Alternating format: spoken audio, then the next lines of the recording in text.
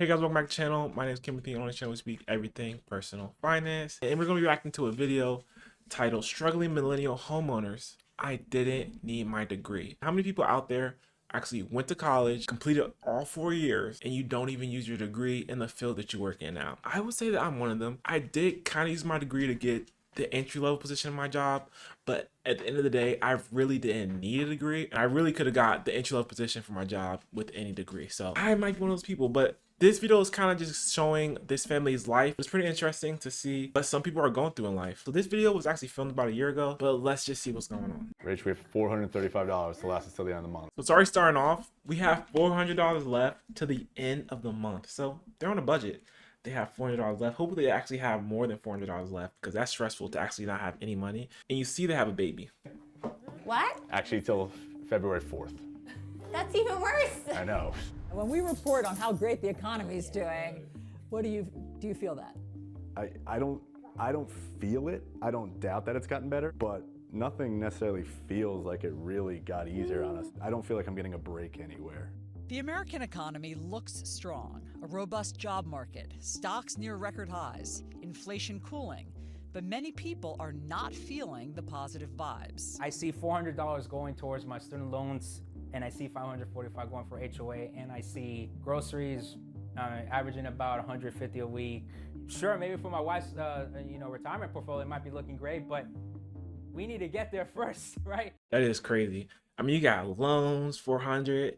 You got the HOA, which I don't like HOAs, but some people you can't avoid it. I mean, it depends where you live. Like a lot of these neighborhoods in Florida have HOA fees, or if you end up living in a condo, you have HOA fees. So you gotta watch out for that. You have groceries, like I said, 100 to 150 a week. You might have a car loan, $700 a month. Your rent or your mortgage, which might be $1,200 to $2,000 or $2,500 or more a month. So definitely feeling the squeeze. Gotta work with what you got. Gotta do the best that you can do. To be honest with you, really come to a mindset and kind of change my mind when it comes to degrees and getting degrees that actually bring in money. So he's paying $400 a month for a history degree, which I don't know how much money you can actually make in a field where you have a history degree. But if I'm going to be paying $400 a month now with what I know, I would have got a degree that brings in a lot of money. If I was going to get a lot of student loans, which now, as I know, because back then I didn't care.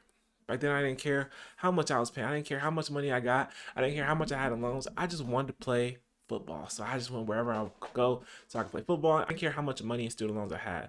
So I'm lucky that I don't have that much. But I would have got a degree that brings a lot of money. So I would have definitely got a degree in the tech field and at least have the option to get an entry-level job with my degree, hopefully. But that's kind of my thing. So this guy, he has a history degree, which I don't think a history degree is gonna really translate into a lot of money, especially when you're paying $400 a month. Who knows how much his loans actually are? Was at the $60,000 mark of my salary, and the only way that That's I was really not going bad. to crack 80, 90 potentially was to get a grad school degree. So Danny went back to school for a master's degree in public administration. This time, he had to take out student loans. I had to take out $70,000 in loans, which is more than what I was making, and then right off the bat having to pay that debt down. And so it's almost like we're basically thrown into the hole, and right away we have to start climbing out. Oh my gosh. So this guy, he graduated undergrad, and this is what it sounds like. He graduated undergrad with no student loans. And in order to make the 100K, it was what he said, in order to make the more money, you had to get a graduate degree. So he ended up pulling $70,000 out of student loans and had to pay that back immediately. Oh my gosh, that is so crazy. A lot of it is about the returning your degree.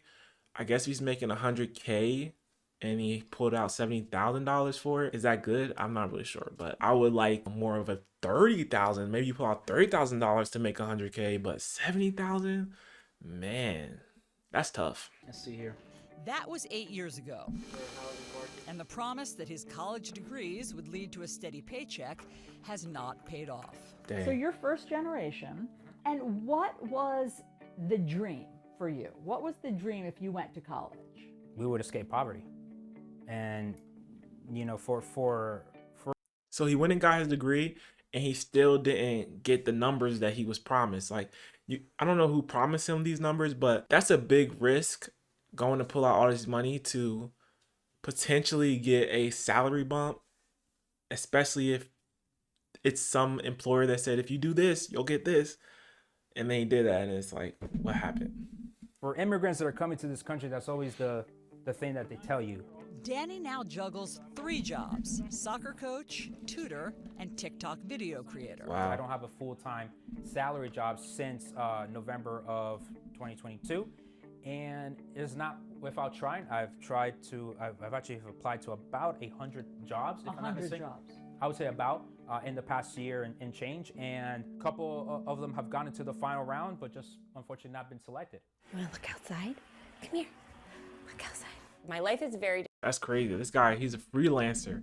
And to be honest, I had just talked about this in a different video, how I guess I don't envy someone like that, but I'm like, man, that might actually be pretty nice to have that time flexibility. So if he has kids or if he has a family, he can see them more often because he has that time flexibility, because he has like the gig work and the tutoring. And sometimes I feel like that might be better, depending how much money you make from that, right? But sometimes I feel like that might be better because you have the ability to be kind of where you want to be at certain times. So I don't think that's always a bad thing that he has 3 jobs. The fact that he's not even working in his field, but he's tutoring. I don't know if he's tutoring history, but the fact that he pulled out all this money for student loans and he's not even working in his field, and that extra degree didn't even really benefit him is crazy. You got to make smart decisions. You have to really make calculated decisions, especially when it comes to pulling out loans. Come here. Look outside. My life is very different than what I envisioned it would be. Crazy. Rachel Gambino and Garrett Mazzio followed the roadmap that previous generations said would spell success. Go to college, get married, work hard, buy a house, start a family. That's the formula. That's what we're told to do. Go to college, get married, buy a house, start a family. That's what we did. What does that mean? Does that mean you're supposed to be like granted a perfect life? Does that mean you're not supposed to struggle? Of course not. So just because that's the plan doesn't mean that you're supposed to be given some kind of life that you dreamed about. The American dream, but it Generations said would spell success. Go to college, get married, work hard, buy a house, start a family. this is the American dream, but it at what cost?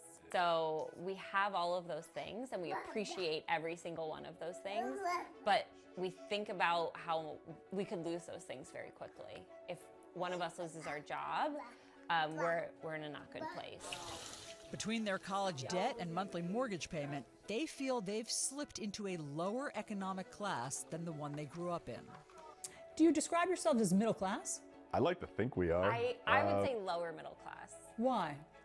Because when I think of middle class, I think about people who are able to just get up and go and do things within their means and like not extravagant things, but be able to get up and go to dinner whenever they want, or maybe take that trip, that long weekend trip. We don't have that luxury. Rachel works at a nonprofit, Garrett as an insurance underwriter, but their paychecks barely keep pace with their $3,400 monthly mortgage payment. Ooh, $3,400 a month?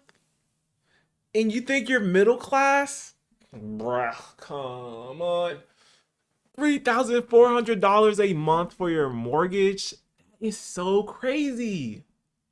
Oh my gosh. I thought people were crazy having a $2,500 mortgage or $2,500 rent. They paid $3,400 a month. That's where all your money's getting eaten up at. That's why it feels like if you were to lose your job or if your husband lost his job, y'all will be struggling because your mortgage is crazy. That's insane. And their whole housing expense is probably $4,000 a month. To manage their household, it's probably $4,000 a month. How much do they make? Someone probably makes $4,000 a month. So one person's income is going to the house.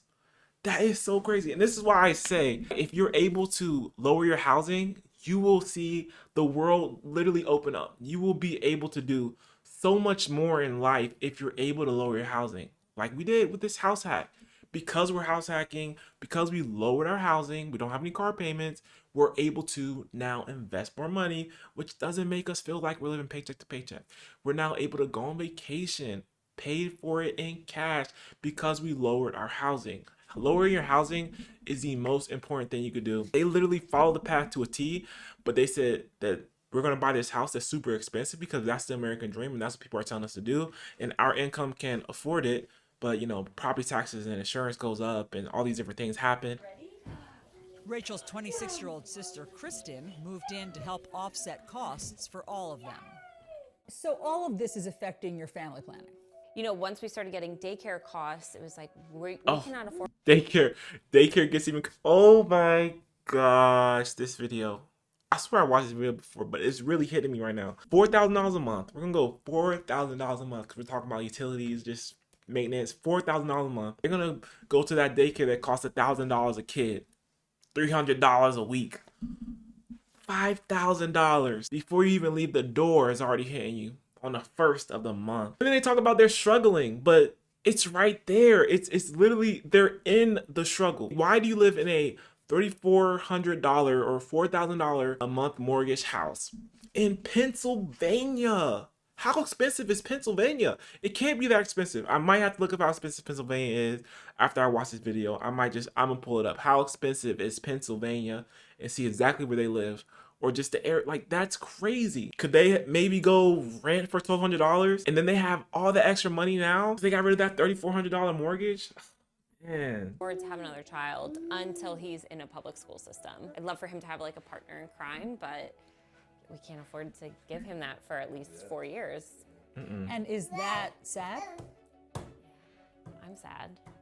Like our family is dictated by our financials, and yeah, I just never thought it would be that way. That's what I never want I don't want my family to be dictated by how much money we make. But honestly, that's a lot of people. A lot of our family structure or how our household is ran is dictated by how much we make. No one can force you to go to college, but that is kind of like all right, what are you doing next? And my mindset was, the next step is usually college, right? So I'm gonna go to college, and I didn't care how much student loans I had, like I said. And I'm glad I only graduated with $39,000 student loans, and now it's down to $23,000 because I really just started paying on it.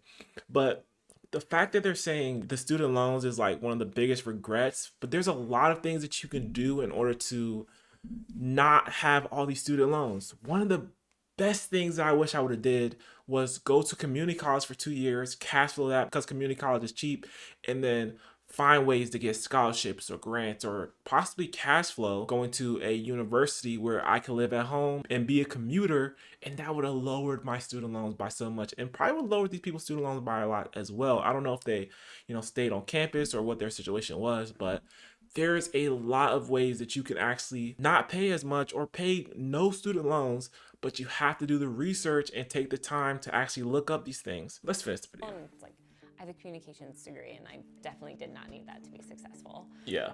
And so I think like it starts with when you turn 18, you're already put into a disadvantage, and I think we need to like change that mindset for the next generation. Did I go to college to go do TikTok videos? No. But is that the one place right now where I can make, money potentially? So let me go make my TikTok videos while I'm at it and hopefully find a new way to live the American dream. That's crazy. And still chasing that American dream. What does the American dream mean to you? I mean, to me, it's being available. It's having the flexibility to be with my family, to have the flexibility to go on vacation. That's the American dream to me. And to live where I want to live, to have the house or the apartment, wherever I want to live, to have that and be able to afford it and it not be a burden on me. But I don't agree with her in saying that the biggest problem is the student loan. They're just glazing right over the fact that they have a $3,400 mortgage when he's an accountant and she works for a nonprofit. I would assume that nonprofit maybe don't make that much. An accountant maybe makes 80 to 100K, and then their loans are probably 400 each, maybe. But I really think that the problem is the housing. When you're able to lower your housing, when you're able to lower the big three, and I always say the big three, the housing, transportation, and food, you will literally see your life transform, especially when it comes to housing. Go get a roommate. Don't go get that $3,400 payment. Just because they said you can afford that $3,400 payment, just because they said you can afford that $400,000 house or that $500,000 house, go look for that $200,000 or $300,000. I guess it's all about what matters to you. What matters to me is investing. What matters to me is I like going on vacation. We just came off vacation. It was a great time with my family. Saw my son go into the water for the first time. It was a great moment. And I want to do more of that. But I can't do that if I overinflate my housing. I can't do that if I go and get this super expensive car payment on top of the student loans that I have. I can't do that. But It's all about what matters to you. So spend money how you think is important. Spend money in areas that matter to you. What do you think about this struggling millennial homeowner? I did not need my degree. What do you think about the video? Leave a comment down below what your thoughts are on this video, and I'll see you guys in the next video.